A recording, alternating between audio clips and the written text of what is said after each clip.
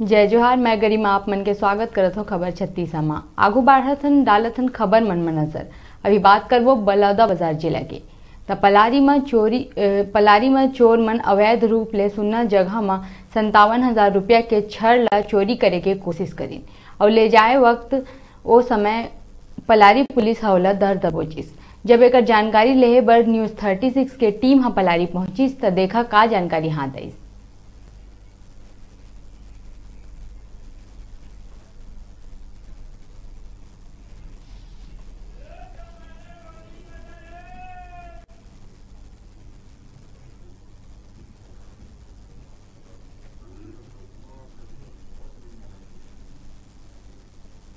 छड़ जो है घिसटते हुए गया था, जो खरतोरा से खरोरा की ओर चिन्हित था।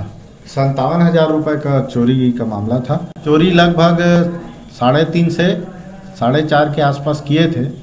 तो फिर हम लोग आगे पेट्रोल पंप और दुकानों में लगे हुए 70-80 दुकान का वीडियो फुटेज खंगाले थे सीसीटीवी, जिसके आधार पर हम लोग को लीड आगे दिखते गई वो गाड़ी।